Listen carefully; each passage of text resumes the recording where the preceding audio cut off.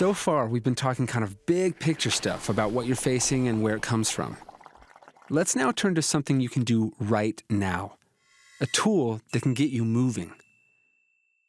In the fight we're exploring together, it's easy to focus on the times that we fail or fall, coming away with a vision centered only on our bad times. But what about the days that we're strong? The times that we're hit with the urge but let it pass? You may not have thought to keep track of good days, or any days for that matter. Most people rarely pay attention to the patterns in their own experience, holding only a fuzzy picture about what's really going on for them. For instance, in your own life, how often do you turn to this stuff? What's the longest you've been able to go without a setback? What time of day do you usually struggle? Is there anything else in your life that makes you more likely to use? If you're serious about quitting, maybe it's time to get some serious answers to these questions. I mean, if you ask a former alcoholic how long it's been since they had their last drink, they can often tell you down to the very hour. They know that date, sometimes as well as they know their own birthday. To help you keep track of things, we've prepared a simple interactive calendar called the Battle Tracker that keeps a running tab of your own victories, setbacks, and other details. There are both mobile and web apps available, and a paper version too. In addition to helping you see patterns in your situation, this tool will also make your progress crystal clear. In our busy lives, it's easy to not notice that we've taken a good step forward or even set a new record. It could be easy to miss all the small successes along the way. But we don't want that to happen to you. Remember the first day that we started this program? We'd love to see you celebrate little steps like that all along.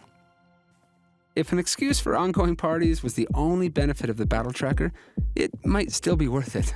But there is much more to it. You see, the more days of data that you gather, the more your awareness can expand. Like with binoculars or a telescope, your ability to see more clearly what's happening can get bigger and bigger. As your vision expands, new ideas can arise for possible adjustments to experiment with.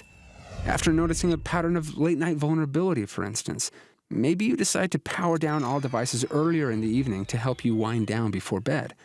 Or you discover regular triggers on certain news sites and decide to leave them behind, picking a few news sites you can trust.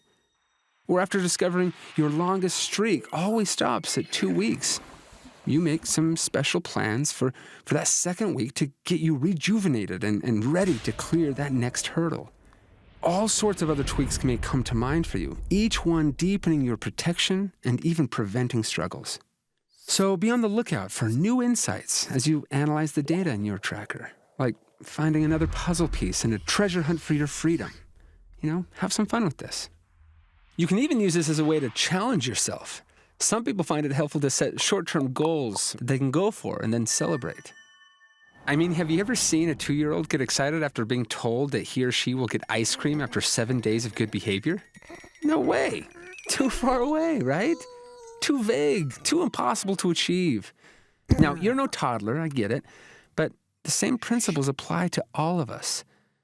If our goals are too vague, aimed at sometime in the future, and with no way to know if we reach them, they may not be very motivating.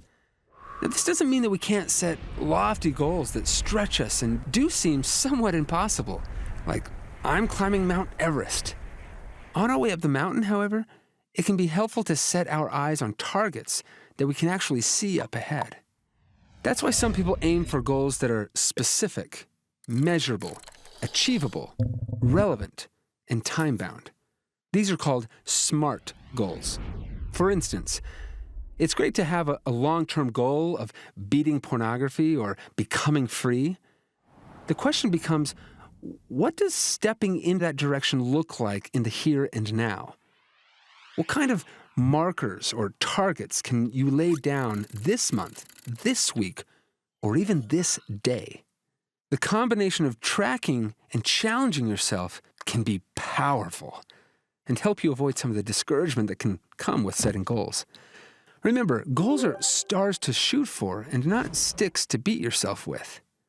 So ask yourself, are the goals you're setting motivating and helping contribute toward the inner changes you want, or do they feel superficial? Like everything in Fortify, we're not interested in only outer change. So we're going to be reminding you to keep watching what's going on inside, checking out your core desires, what's going on internally as you track victories and battles. How are you approaching this? And how is it influencing both inner and outer change? Some have mentioned feeling discouraged when they see the setbacks showing up in the battle tracker, compared to when they're just racking up victories. In the event that you record a setback, don't be discouraged by that.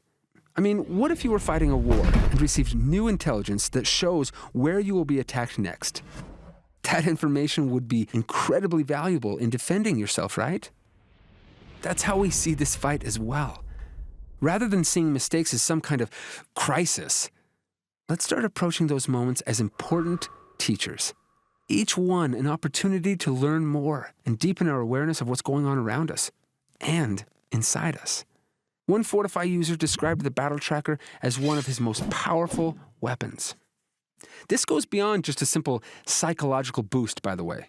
There's some evidence that the act of recording or tracking or writing can actually spark a positive change in the brain, reinforcing even more motivation and resilience as you move forward.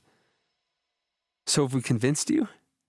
Good luck on your first week of tracking.